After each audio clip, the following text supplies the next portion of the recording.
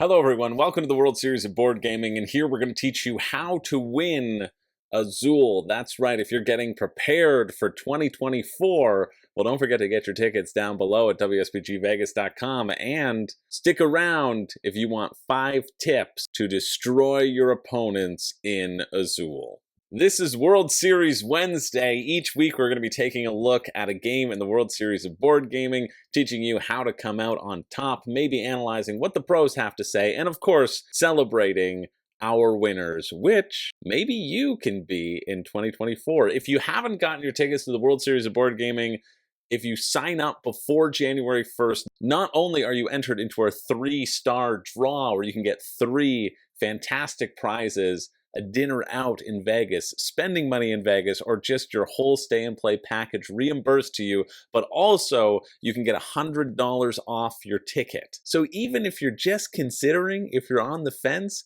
I would lock in that hotel room now and lock in that cheaper ticket price now, so that when you eventually come to the conclusion that, yeah, okay, you are going to come to Vegas and compete in the World Series of Board Gaming, the friendliest place to win $25,000, your share of over $100,000 in prizes just for playing board games, well, you know what?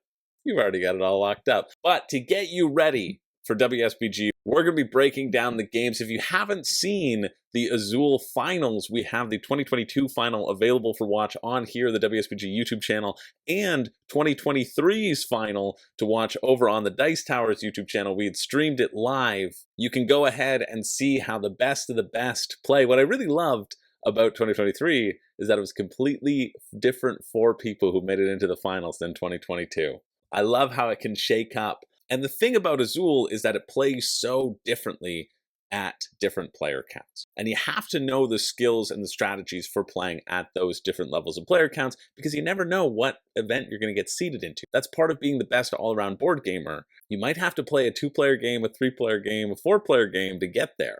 Both of our finals were a 4-player game of Azul, though, and that's what we are going to be focusing on mainly. So here come your tips. And tip number 1 should be pretty basic for those who know the game. Let's switch over to a picture of Azul. This picture was in the IGN review of Azul, and I think it's a great picture because, well, because it's a really, really bad setup.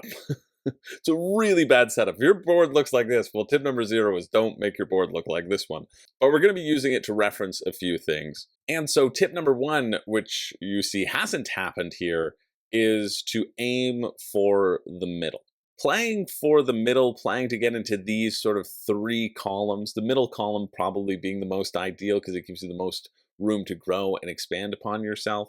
But these three columns, prioritizing these 3 columns, if you can get them, is very, very important. Because you want flexibility in Azul. As of course, the scoring of Azul scores for every tile that you are touching in your row and your column. And so by building in the middle, it gives you more options. If you lock yourself in on the side early on, you're limiting yourself, and your opponents only need to block 1 color instead of 2. So focusing on playing the middle and focusing on getting these first 3 rows filled each round is extremely important. Tip number 2, also talking about the round structure, is you need to anticipate that the game will last 5 rounds. At home, maybe you play for a 6th round. Maybe you even play for a 7th round if you decided to make Azul into a co-op game. But at WSBG, both the 2022 final and the 2023 final, the game has ended on round 5, and there's a reason for that. Because you can pretty much scope out the situation of everybody's boards,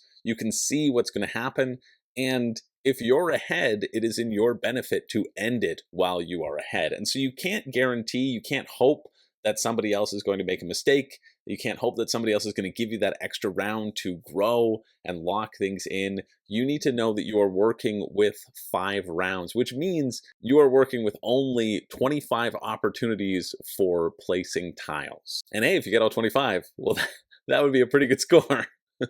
And so capitalizing, knowing that you're going to be dropping down a 1, 2, and a 3 in every single round in each of those 5 rounds, at least gives you 15 tiles to score points with. Focusing on the middle, scoring those 15 tiles is going to be huge. But let's talk a little bit about rows 4 and 5. You can see in this example that the colors have not been prioritized whatsoever. This is why this is a painful example to look at, but it's good to use for instruction purposes to see what not to do. However, there is something good going on here in that the fourth and the fifth row are being used to prioritize tiles that you have already locked in, colors that you have already locked in. You can see that there's already a 2 of the lighter blue, the kaleidoscope mosaic, and there's a 5 of the lighter blue coming up. I need to look at a clean board. All right, let's get rid of that example, and because it was hurting my brain to talk about all the little things and I was getting off track for my script, but let's talk about the fourth and the fifth rows. When you can, try to prioritize not having the 2 of them partially full. One of them partially full, that's probably okay. Both of them partially full going into the next round, it's going to cause you some headache because as the game progresses, more and more tiles will be filled up, more and more people will have partially full rows, and not only are you not capitalizing on those 5 rounds, the assumed 5 rounds that are going to happen and have shrunk your options in that row to 4 or 3, but in some cases you are giving yourself only, let's say 10 tiles. 10 tiles, 5 rounds. Playing Azul at a 4-player count can have at a minimum 9 turns if all the factories were filled up, but that's not going to happen. There's always going to be this flow of taking from the middle and making sure things don't build up or building up to a smaller amount, but you are going to get stuck with a large swath of tiles. And if you have both of those rows blocked, that's going to force you to leave a lot of the tiles on the factory floor. And more importantly, it also locks you into a specific color. Having an open row is so important for those sort of late game rounds when you can choose if you want to place something into a 1 and take some negative points, but in order to keep up with the pace of the game, or maybe you can get a 4 or a 5 and put them all down there. Putting things in there and locking those in as full rows is very, very important. And if you go 2 rounds without filling up one of these rows, that's going to be very bad news for your Azul game. So paying attention to those last rows, trying to prioritize only keeping one of them unfinished if you have to leave some unfinished is probably a good rule of thumb. Another really important strategy tip is to not underestimate the power of first player.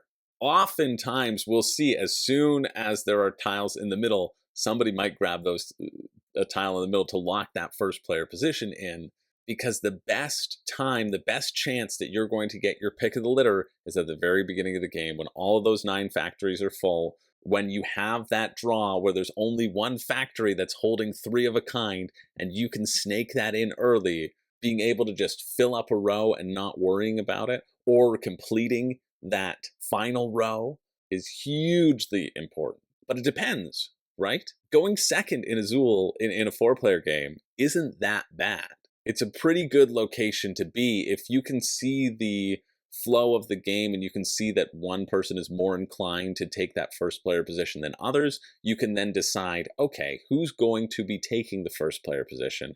And then do I need to intervene to stop it? Because sometimes your positioning is okay. Sometimes you and your partner are going for different things and it's other people on the other side of the table that you have to worry about. And so just monitoring who is incentivized to pick from the middle first, and if you want that first player position to go to them, is a good way to look at things. Because it all comes down to what tiles are available. So if you really want to get into the math, and this is good to pay attention to as well, try to keep track of the amount of tiles left in the game. And I know that seems like it might be complicated.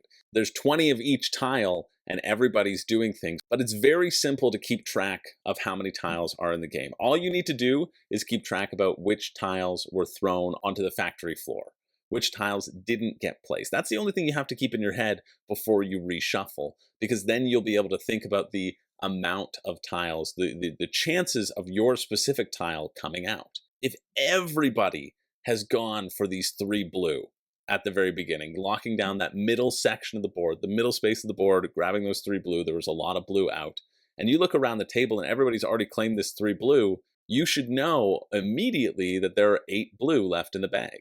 Why is that? Because it takes 3 blue to fill up this space. And so actually looking at people's completed boards, you can quickly do the math of how many tiles have been taken.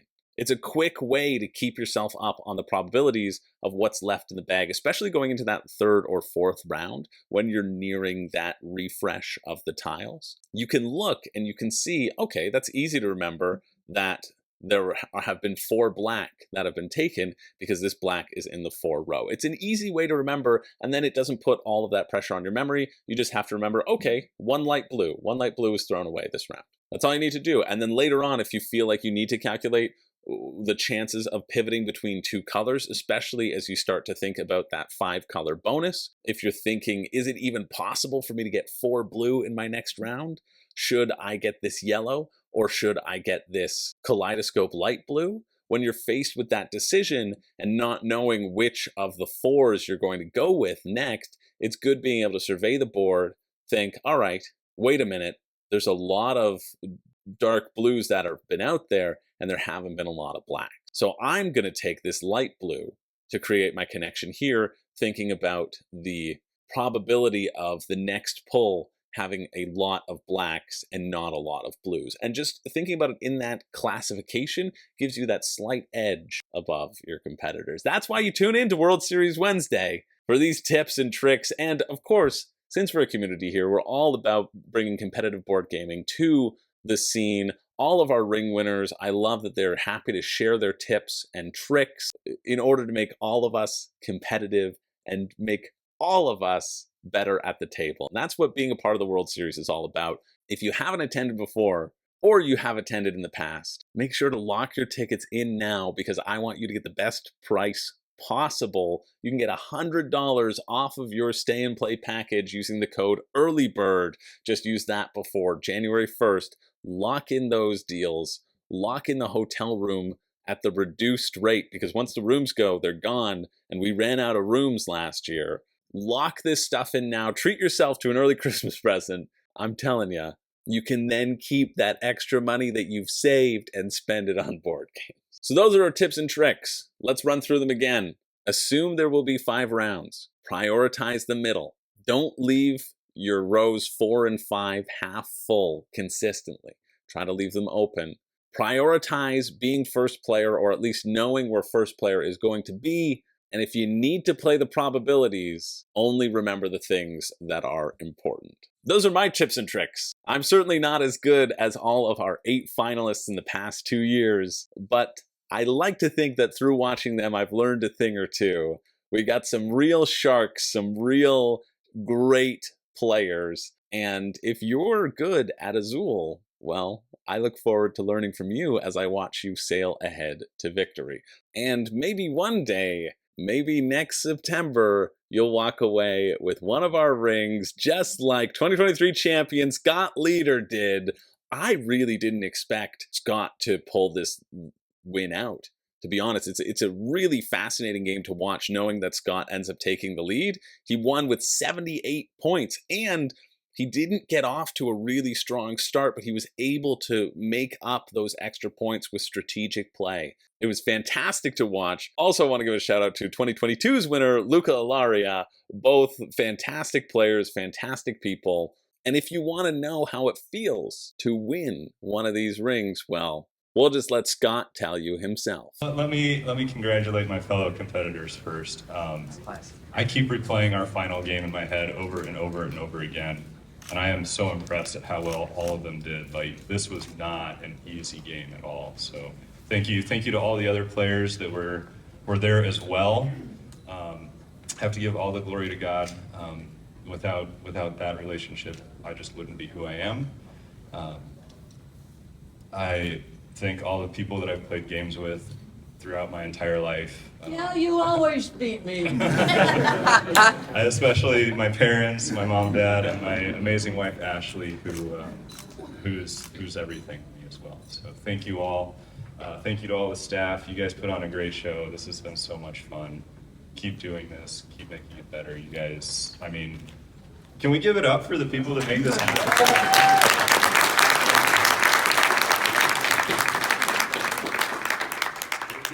There's the ring, first ring of the year. There you go. That's the ring speech from the world champion of Azul of 2023. Congratulations goes out to Scott Leader. And if you think you can beat him, Well, then I'll see you in 2024.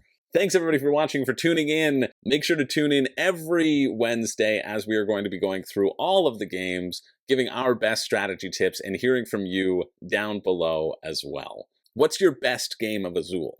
What is that perfect Azul moment? What is that big brain play that you did in that one game of Azul? We want to hear it down in the comments below. I can't wait to go through all the games and talk about them. Some of them I'm better than others in. But don't worry, I'll be bringing you strategy tips from across the team, across the globe, making sure that you know what to focus on to give you that little extra edge going into 2024. Of course, Azul is on Board Game Arena. You can always get your practicing in there. We've had some big Board Game Arena players show up this past year. And so if you've got a good at ELO, I think you got a chance. Anyway, thank you so much for watching. My name is Chris George, and as we say here at the World Series of Board Gaming, get in the game.